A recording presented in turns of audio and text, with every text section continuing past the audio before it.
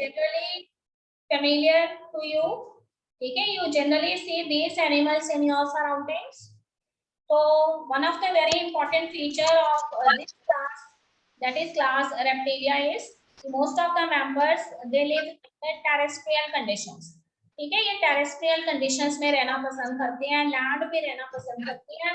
And if you see the body of these animals, what you see, the body is somewhat dry. उनकी body जो है वो dry होती है, horny होती है.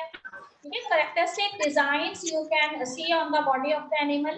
एनिमल की बॉडी के ऊपर आपको करेक्टरिस्टिक डिजाइंस नजर आते हैं. तो these characteristic designs are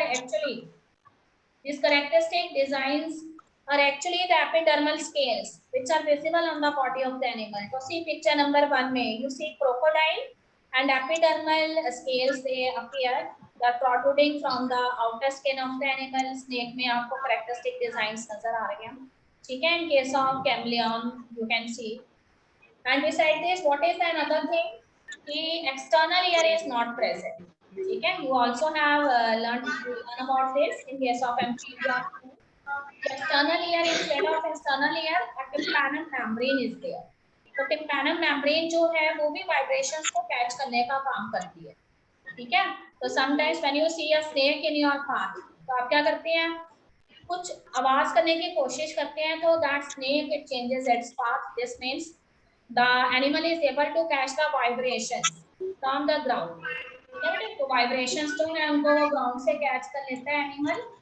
अगर किसी स्टूडेंट का माइक जो है वो अनम्यूटेड है तो वो म्यूट कर ले बेटे and don't disturbance ना क्रिएट करें. Okay, then if we are talking about the limbs, तो देखिए limbs के केस में most of the animals जो है यहाँ पर creeping and crawling type of habits रखते हैं. creeping means कि वो अपनी बॉडी जो है उसको लैंड के साथ पैरेलल जो है वो लेके जाते हैं. And their limbs are not present. तो लिम्बलेस एनिमल्स होते हैं ज्यादातर, रेंगते हैं जमीन के साथ साथ, अपनी बॉडी को घसीटते हैं एंड आगे बढ़ते हैं. ठीक है, क्राउलिंग हैबिट्स भी रखते हैं. they produce characteristic kind of sound by which you are able to recognize that this animal, this characteristic sound belong to this particular animal. जैसे कल मैंने आपको बताया था कि हर एक एनिमल, अगर हम स्नेक की बात करें तो उसका एक कैरेक्टरिस्टिक साउंड है, आपको पता लग जाएगा कि there might be snake near to you. Okay बेटे, लिम्स कितने रहेंगे, तो लिम्स के 2 पेयर्स रहते हैं. ठीक है, 2 पेयर्स बोल रही हूँ मैं, इसका मतलब 2 पेयर्स फोर लिम्स के हैं, 2 पेयर्स हिंड लिम्स के हैं. तो सेम केस ऑफ कैमलियन आपको चारों लिम्स नजर आ रहे हैं. But in case of turtle, अगर टर्टल के केस में आप देखोगे तो 4 लिम्स जो हैं वो फ्लिपर्स में कन्वर्ट हो गए हैं. And with the help of this flippers the animal can easily swim in water. ठीक है, वाटर के अंदर एनिमल जो है वाटर करंट्स को काट के आगे बढ़ सकता है, स्विम करता है, प्रोपोगेट करता है. हार्ट के बारे में क्या ख्याल है, तो heart is mostly 3 chambered heart in majority of the animals. means 2 auricles are there and a single ventricle is there. Okay children, but in case of crocodile के केस में 4 chamber heart is there. ठीक है, 4 chamber heart होता है and there is a true separation of oxygenated and deoxygenated blood.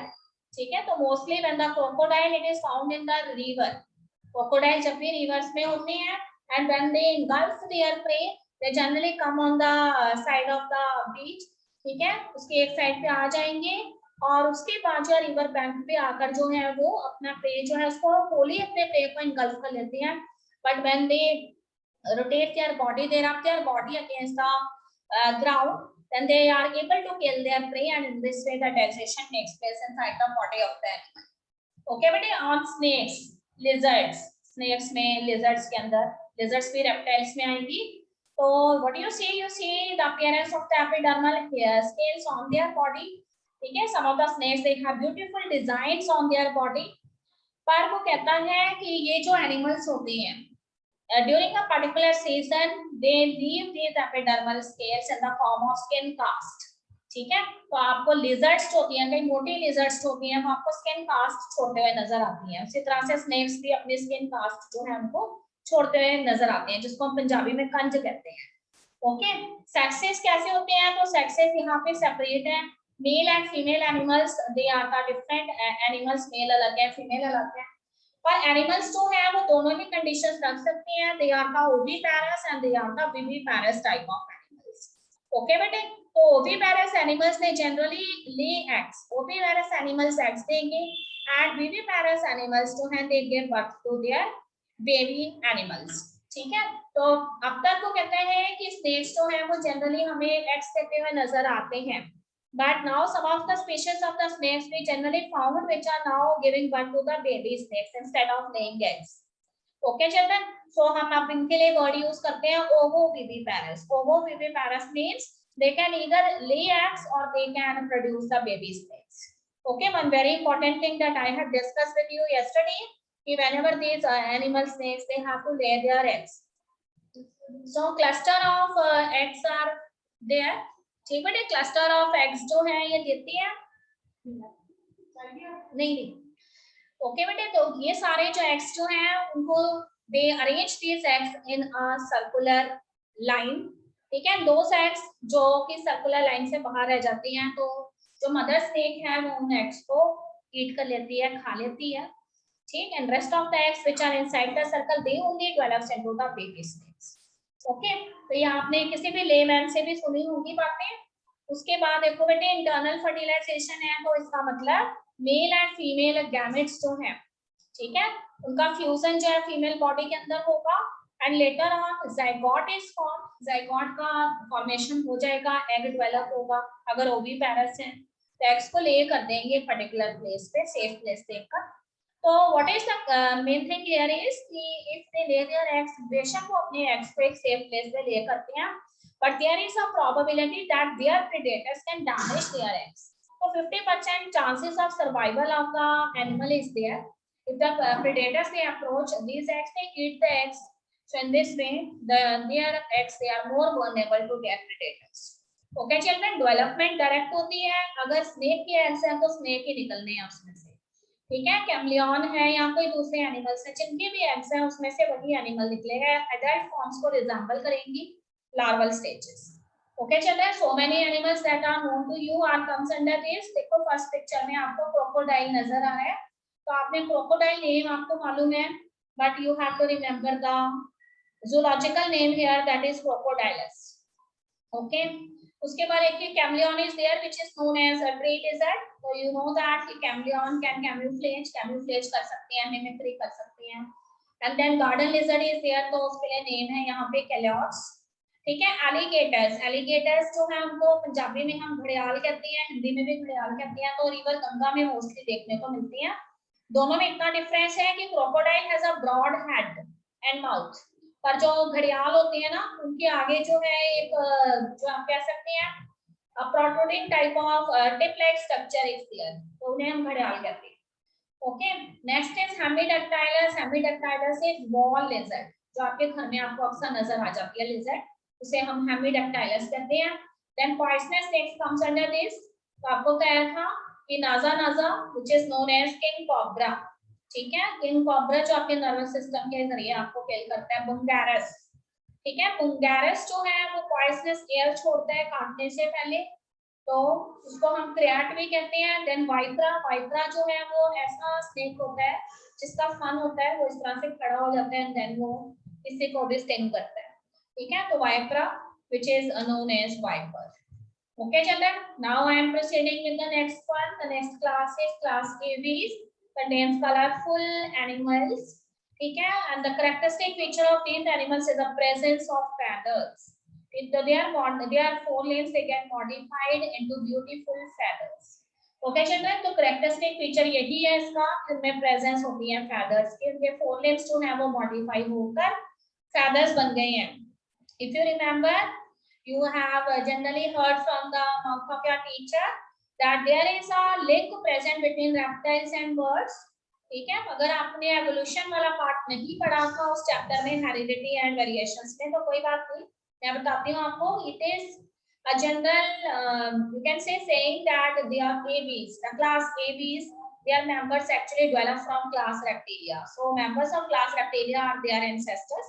So there is a word that generally found by an animal during excavation, and the name of this animal is Archaeopteryx. तो जब इस Archaeopteryx को देखा गया तो ये एक ऐसा एनिमल था जिसमें कुछ फीचर बर्ड्स जैसे थे and some of the features they generally resemble the reptiles. तो जब इस आर्चियोप्टेरिस एनिमल का माउथ ओपन किया गया तो उसके जॉस के अंदर उन्हें क्या नजर आए, टीथ नजर आए। ठीक है बेटे, टीथ जो है वो क्लास रेप्टाइल का कैरेक्टरिस्टिक फीचर है। स्नेक्स में भी टीथ होते हैं, कैमलियंस में भी टीथ होते हैं, पर बर्ड्स में टीथ नहीं होते, इनमें बीक्स होती हैं। ठीक है, तो यहाँ पे उसमें टीथ प्रेजेंट थे, तो इससे ये अंदाजा लगाया गया कि जो बर्ड्स हैं वो रेप्टाइल से ही डेवलप हुए हैं। You have also heard about dinosaurs, आपने डायनासोर्स के बारे में सुना हुआ है, जिन्हें हम बिगर रेप्टाइल्स कहते हैं। तो डायनासोर्स जो हैं उनमें भी फेदर्स प्रेजेंट थे, but what are these dinosaurs doing with the help of these feathers? तो वो इन फेदर से फ्लाइट नहीं करते थे, वो उड़ते नहीं थे। ठीक है, they generally use their feathers for protecting their body from the varying environmental condition. So when there are cold condition in their environment, so they generally protect their body from this cold temperature through these feather sheets. ठीक है, but now in birds these feathers they are modified into wings. ठीक है, तो अब ये wings की तरह में यूज किया जाता है। फिर देखिए बेटे, फोरलिम्स जो है वो मॉडिफाई होके विंग्स बन गए हैं, पहले ही बता चुकी हूँ। Most of the birds they are able to fly, ज्यादातर जो बर्ड्स हैं वो उड़ सकते हैं, but there is a bird that is not able to fly and its name is ostrich. ठीक है, सभी बच्चों को पता है, बीक्स होती हैं, इसमें टीथ नहीं होते। And if you see their bones, तो they generally have hollow bones, इनकी बोन्स जो है वो हॉलो होती हैं, फिल्ड नहीं होती, सॉलिड बोन्स नहीं होती हैं। ठीक है बेटे, and they also have scales over their body, इनकी बॉडी पे एपिडर्मल स्केल्स प्रेजेंट होते हैं। and इसके अलावा hind limbs are also present, and hind limbs are used for variety of purposes, for walking, अगर इन्होंने वॉक करना है तो hind limbs से वॉक करती हैं। स्विमिंग के लिए, अगर वो सी में रहने वाले बर्ड्स हो सकते हैं, ओशन बर्ड्स हो सकते हैं, तो उसके लिए स्विमिंग के लिए यूज करते हैं, क्लाइंबिंग के लिए यूज करते हैं, पर्चिंग के लिए यूज करते हैं। ओके, अगर इन्होंने ट्री ब्रांचेस पे क्लाइंब करना है तब वो अपने हिंड लिम्स जो हमको यूज कर लेते हैं। स्किन कैसी होती है? तो जनरली ड्राई स्किन होती है। ठीक है, ग्लैंड्स कोई नहीं होंगे, सिर्फ इनके ऑयल ग्लैंड्स जो है वो उनके टेल के नीचे प्रेजेंट है। तो oil glands they are generally present below the tail, and here the tail they act as a balancing organ. जब इन्होंने फ्लाई करना है तो their tail it act as a balancing organ. अगर इनकी स्पीड बढ़ जाती है तो इनकी टेल जो है स्पीड को मैनेज करती है। आपको बताया बोन्स आर हॉलो बोन्स। ठीक है, तो so many cavities are present in these bones, these are air cavities, जिनको क्या बोला गया है? तो you must have to remember the term pneumatic. Pneumatic bones are there, P is silent and the term is pneumatic. Pneumatic means hollow bones, air cavities. ठीक है, air cavities present है। अगर आप इनके डाइजेस्टिव सिस्टम की बात करोगे तो in the stomach 2 additional chambers are there, crop and gizzards. ठीक है, तो इन द चैम्बर के चैम्बर जो स्टमक के चैम्बर्स हैं उसमें आपको 2 एडिशनल चैम्बर नजर आते हैं, क्रॉप एंड गिजार्ड्स। एनिमल्स जो है वो वार्म ब्लडेड एनिमल्स होते हैं। बेटे, warm blooded animals are those animals, ठीक है, जिनको बहुत ज्यादा कोल्ड एनवायरनमेंट पसंद नहीं होता, तो वार्म ब्लडेड एनिमल्स होते हैं। तो you have heard about so many migratory birds which generally comes from Switzerland, ठीक है, to India, different Indian national parks. If you have heard about the Bharatpur national sanctuary के बारे में अगर आप जानते हो, तो वहां पे स्विट्जरलैंड से क्रेन्स आती हैं, साइबेरियन क्रेन्स। ठीक है, उसके बाद देखो अलग अलग कंट्री से माइग्रेटरी बर्ड्स आती हैं। क्यों आते हैं सबको पता है, बिकॉज वहां पर जो हैवी स्नोफॉल होता है, और ये वार्म ब्लडेड एनिमल्स होते हैं, इनको बहुत ज्यादा जो है लो टेम्परेचर पसंद नहीं है। ओके, फिर अगर वो कहता है कि हम बात करें इनके एयर सेक्स की, तो इनकी बोन्स में जो प्रेजेंट है air cavities, air sacs present है, उसमें एयर फिल हो जाती है, that is used for the purpose of respiration. ठीक है, रेस्पिरेशन के लिए यूज करते हैं, अपना बॉडी टेम्परेचर जो है उसको मेंटेन कर सकते हैं। अगर बहुत ज्यादा हाई टेम्परेचर भी होगा तो what you see some of the birds they generally drink water. Mostly आपको बर्ड्स वाटर लेते हुए नजर नहीं आते, पर when the temperature is very high तब भी 1-2 ड्रॉप्स वाटर के लेते हैं ये। ठीक है, तो they are able to maintain their body temperature, that's why there is a term used here, homoiotherms. ठीक है, होम्योथर्मस, होमोकिलोथर्म्स कहते हैं हम इनको, कि they can adjust their body temperature according to the ambient conditions और prevailing temperature of the environment. Sexes कैसे होते हैं? तो सेक्सेस सेपरेट होती हैं इनके अंदर। ठीक है, male and female birds are different. Then eggs जो है वो ले करते हैं, ठीक है, जनरली दे ले एग्स, तो इसका मतलब they are the oviparous animals, ये ओविपेरस एनिमल्स हैं। And after the incubation period, ठीक है, तो मदर बर्ड्स जो है it provides a specific temperature to the eggs and the eggs hatches out and the baby birds they comes out and this baby birds are able to fly, ये baby birds भी fly कर पाते हैं कुछ दिनों के बाद, तो ये इनका एक इंस्टिंक्ट फीचर है, ठीक है, बाय बर्थ ही उनको उड़ने के लिए जो है उनके अंदर एक फीलिंग रहती है। ओके बेटा, इन फर्टिलाइजेशन कैसी है, इंटरनल फर्टिलाइजेशन है, population is there, male birds inject the sperms inside the body of the female bird, ठीक है, during the process of copulation and in this way the fusion of the gametes takes place, eggs are produced and these eggs are laid by the female birds। Development जो है वो कैसा होता है, तो development direct है, जिस particular bird के एग्स है उसमें से वैसे ही बर्ड्स जो हैं वो बाहर आते हैं। ओके बेटे, तो so many scientific names are given here of the common birds. तो देखो क्रो के लिए वर्ड यूज किया गया है कॉर्वस, तो जनरली आपने क्रोज देखे हुए हैं, Corvus is the scientific name. Pigeon के लिए वर्ड यूज किया गया है कोलंबो, ठीक है, columba is the word for pigeon. Then parrot के लिए पी साइलेंट है, psittacula parrot. Struthio is ostrich, ostrich का एग सबसे बड़ा होता है and it can not fly. Okay, pavo cristatus, peacock के लिए वर्ड यूज किया गया है पैवोक्रिस्टाटस, ठीक है, उसमें भी मेल एंड फीमेल अलग अलग होते हैं। Then we have aptenodytes, that is penguins, penguins होते हैं। Then we have neophrons which are vultures, तो nowadays vultures are the endangered species, vultures endangered species हैं क्योंकि आजकल vultures जो हैं उनको, ठीक है, उनका जो भी प्रे है वो नहीं मिल पाते हैं, तो अब वो endangered species हो गई हैं। So this is all about the class ABs. Now I am proceeding with the next one, ठीक है, बहुत ही familiar class है ये आपको because we all come under this class, class Mammalia। Okay children, so many animals, some of the animals which can make you harm, ठीक है, lions and tigers हैं, जो भी animal आपके साथ आपके surroundings को share करते हैं, they all come under Mammalia। Okay children, तो Mammalia class जो है they are the advanced type of class, they are sharing a variety of habitats, ठीक है, you can find mammals even in snow covered mountains, ठीक है, polar bears आपको नजर आ जाते हैं snow covered mountains के अंदर। इसके अलावा कहता है कि सी के अंदर भी आपको जो है मैमल्स नजर आ जाती हैं, वेल आपको नजर आ जाती है ओशंस के अंदर, ठीक है, डेजर्ट्स में, माउंटेन्स में, जहां पे भी हार्श कंडीशंस हैं, the mammals can easily survive because of some of the characteristic features, adaptive features that are found in them। So first of these is सब तरह के इकोसिस्टम को ये शेयर करती हैं, फॉरेस्ट को, ग्रासलैंड्स को, व्हाटएवर, ठीक है। डार्क केव्स के अंदर भी आपको जो है मैमल्स रहते हुए नजर आती हैं, तो लायंस आपको केव्स के अंदर नजर आते हैं। So most of the animals they generally walk with the help of their limbs, but there are few animals that can fly, ठीक है। फॉर एग्जाम्पल अगर हम बैट्स की बात करते हैं, चमगादड़ बैट्स की बात करते हैं, तो वो इजिली फ्लाई कर सकती है, तो वो मैमल्स के अंदर आती है, ठीक है। कुछ मैमल्स जो हैं वो वाटर के अंदर रह सकते हैं, ठीक है, तो उसमें सेल्स वगैरह आ जाती है।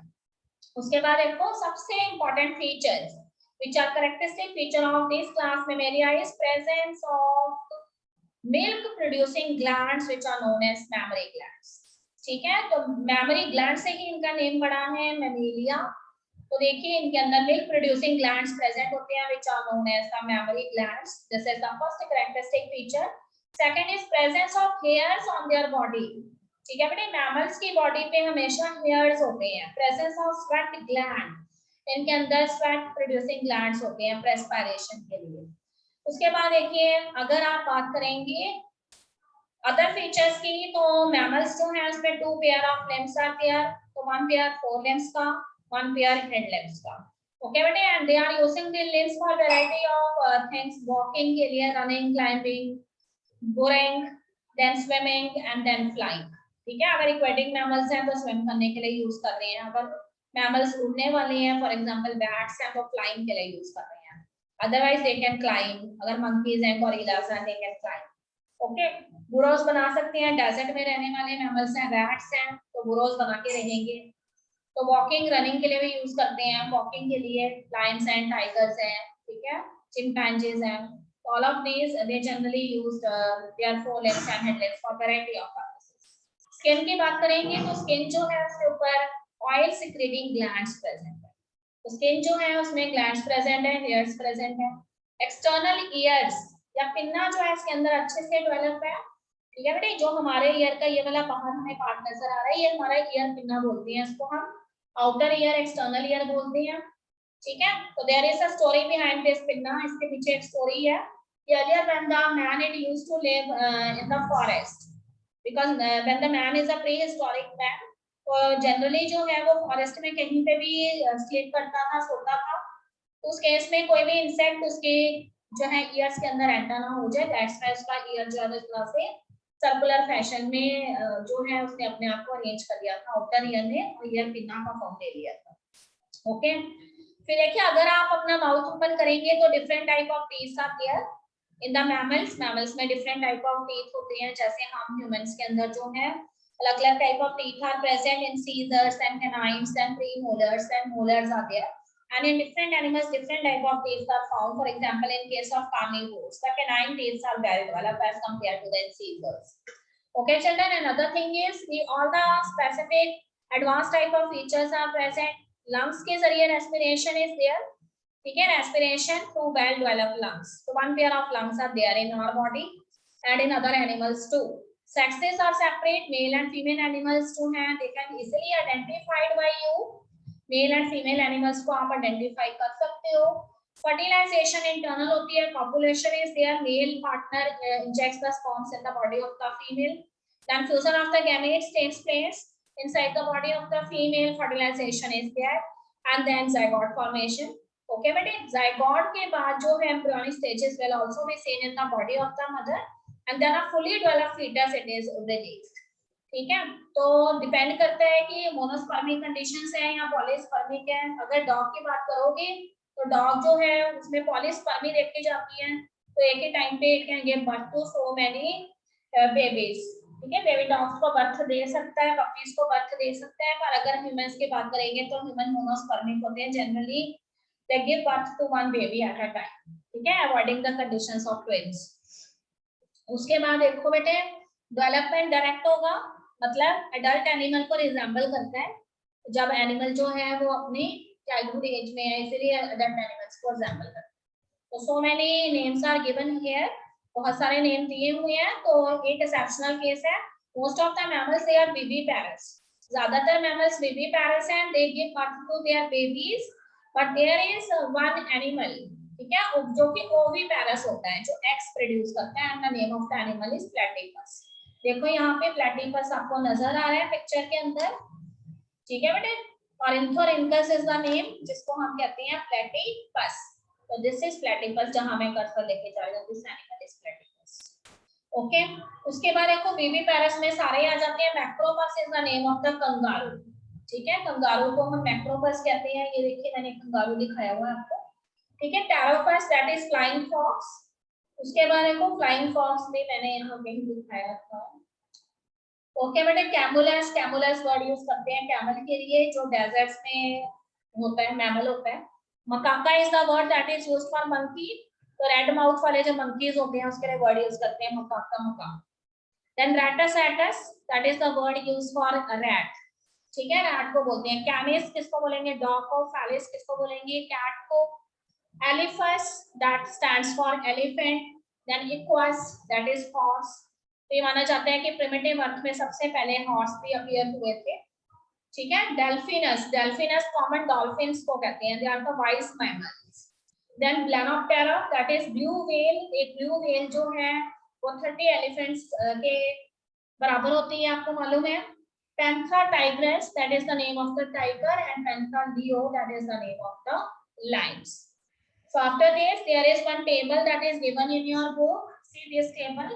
If you revise this table, अगर आप इस टेबल को रिवाइज कर लेते हैं, this means the whole chapter you will revise, ठीक है। आप आसानी से whole chapter रिवाइज कर लेंगे। तो all the phylums, their summary is actually captured in this table.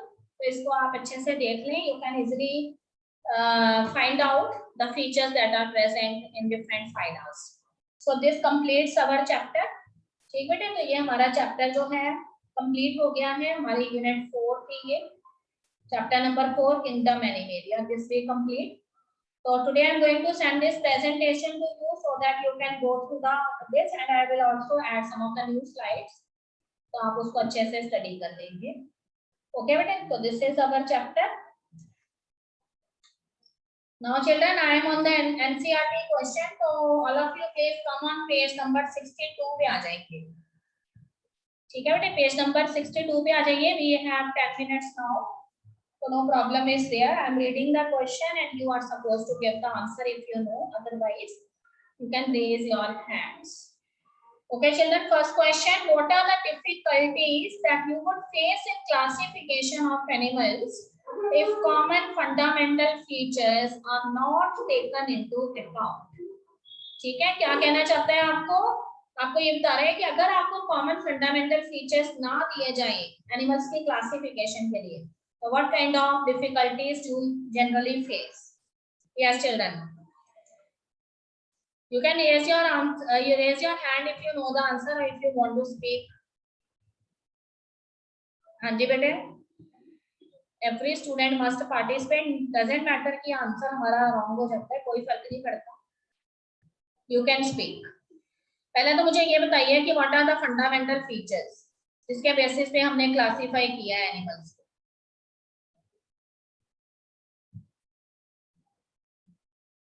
My voice is audible? Yes ma'am. Okay बेटे, तो कुछ भी बोल सकते हैं आप. Anybody if want to give the answer, you can speak. Anji, no one is going to give the answer. मैंने ही बताने हैं कि सारे आंसर्स.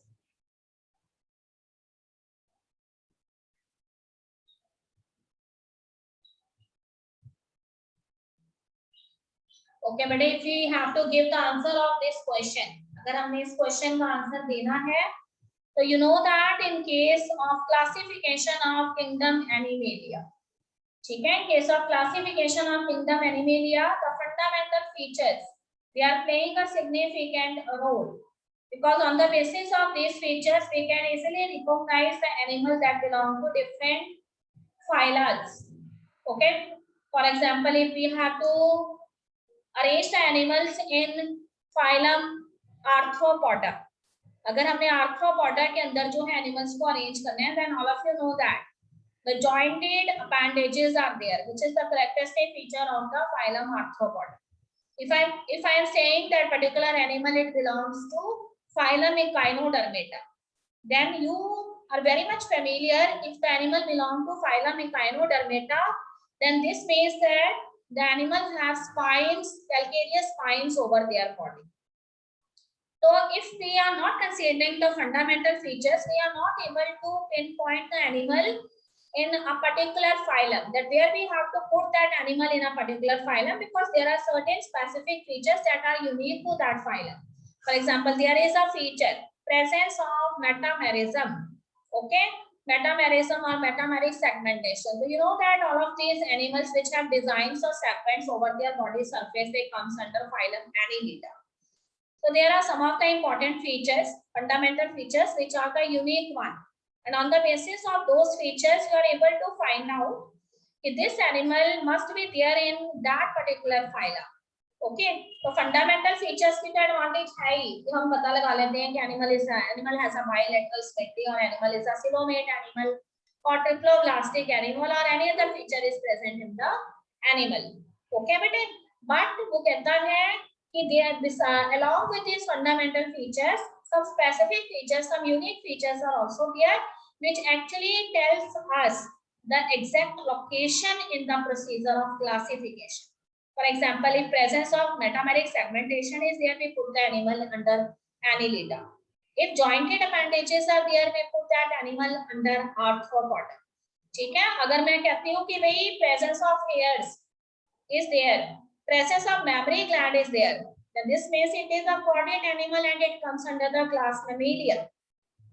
और अगर मैं आपको कहती हूँ कि भाई presence of dry horny epidermal scales, ठीक है, animals have creeping and crawling type of habits, तो मुझे पता है कि मैं किसकी बात कर रही हूँ, क्लास रेप्टिलिया की बात कर रही हूँ। तो दो the fundamental features they are giving advantage, but along with these fundamental features, some of the other specific features which are unique to a particular phylum, if we consider, if we know those features, then it is very easy for us that we have to arrange the animals under a particular, you can say phylum or class or superclass. So this makes the process of classification easy. ठीक है, तो you can code other features also. For example, if there is a member of a phylum Porifera, then you know that if it is a member of phylum Porifera, this means pores are present over their body, which are known as ostia. Okay, so many other examples you can give to enlarge your answer. Next is, if you are given a specimen, what are the steps that you would follow to classify it? अगर आपको lab के अंदर एक specimen दिखाया जाता है, तो कौन सा क्राइटेरिया आप यूज करेंगे उस पर्टिकुलर स्पेसिमेन को क्लासिफाई करने के लिए? यस बेटे, एनीबॉडी वांट टू स्पीक? हाँ जी, आज सारे बच्चे मूड में नहीं है, कोई नहीं बताना चाहता है आंसर। ओके बेटे, देखो कोई भी specimen, if we will show you any specimen, then after recognizing some of the common features in that specimen, you are able to find out. ठीक है, for example, if I am presenting in front of you a specimen that belongs to class or chondrichthyes, ठीक है, which is actually the class of cartilaginous fishes. So first thing that you observe in that specimen is that the body is made up of cartilage. ठीक है, thin आपको skin नजर नहीं आती, आपको tough skin नजर आती है, कार्टिलेज से बनी हुई स्किन है। ऊपर से एनिमल क्या है? एक फिश है। तो आप पता लगा लेंगे if the skin is made up of cartilage and the skeleton is made up of cartilage, this means this fish or belong to the class Pisces, and Pisces में भी Pisces तो सुपर क्लास हो जाएगी, तो class कौन सी हो जाएगी? Chondrichthyes. And if you have studied the all the features of the class Chondrichthyes, then you are able to write down those features. ठीक है, you can write air bladder is not present. ठीक है, you can write that the mouth of the animal is in ventral position. तो अगर आप fish का mouth देखोगे तो आपको माउथ ऐसे सामने नहीं नजर आता, वेंट्रल पोजीशन में नजर आता है। एयर ब्लैडर उसमें प्रेजेंट नहीं है, so the fish have to be continuously swim. Fish को स्विम करना पड़ता है। ठीक है, उसके बाद वो कहते हैं कि placoid scales that appear on the skin, skin के ऊपर पैलापाइड स्केल्स नजर आते हैं। Powerful jaws are there, they can easily capture their prey and they do not allow their prey to move. ठीक, इसके अलावा अगर पाइसेस है तो यू नो दैट कि pisces have how many chambered heart? 2 chamber hearts are there. So on the basis of all of these visible features in the specimen, you can easily categorize that specimen under different class orders. So you can frame the entire scheme of classification. इसका जो है kingdom Animalia रहेगा, तो phylum उसका कौन सा रहेगा? अगर मैं बात कर रही हूँ Chondrichthyes की, तो आपको पता है कि phylum जो है वो chordates है। ठीक है, और उसमें भी अगर मैं सब phylum की बात कर रही हूँ, तो आपको पता है कि सारे की सारी फिशेस जो है वो वर्टिब्रेट्स में आ जाती हैं। ठीक है, तो vertebral column is there, notochord is there. You can write subphylum vertebrata. और अगर आपको subphylum vertebrata पता लग गया है तो you can easily write down कि सुपर क्लास कौन सी है, tetrapoda है। और अगर मुझे सुपर क्लास भी पता लग गया तो मुझे पता है कि नहीं सुपर क्लास कौन सी है, Pisces है। ठीक है, टेट्रापोडा में तो लिम्स रहेंगे ना। तो अगर मुझे सुपर क्लास Pisces पता लग गया तो I know that there are 2 classes under the super class. ठीक है, one is which class? Class Chondrichthyes and another is class Ostisthyes, because I have observed some of the features that the body is made up of cartilage. This means ये fish कौन सी है? Chondrichthyes का member है। तो देखो सारा ही मैंने specimen का classification यहाँ पे find out कर लिया। तो kingdom is Animalia, phylum is Chordata, then subphylum is Vertebrata. Okay, then I have superclass is Pisces and class कौन सी है? Class is Chondrichthyes. Okay children, question number 3 बिल्कुल जनरल क्वेश्चन है। How useful is the study of nature of body cavity and coelom in the classification of animals? तो देखो बेटे simple सी बात है, coelom body cavity होती है, some of the animals have well developed coelom, so they come under coelomate. If the coelom is partially developed, then pseudocoelomates they are, and if the coelom is not present, they comes under acoelomate animals. So what is coelom? It is a body cavity that is present between the outer body wall and the internal organs. तो उससे हम पता लगाते हैं कि animal coelomate है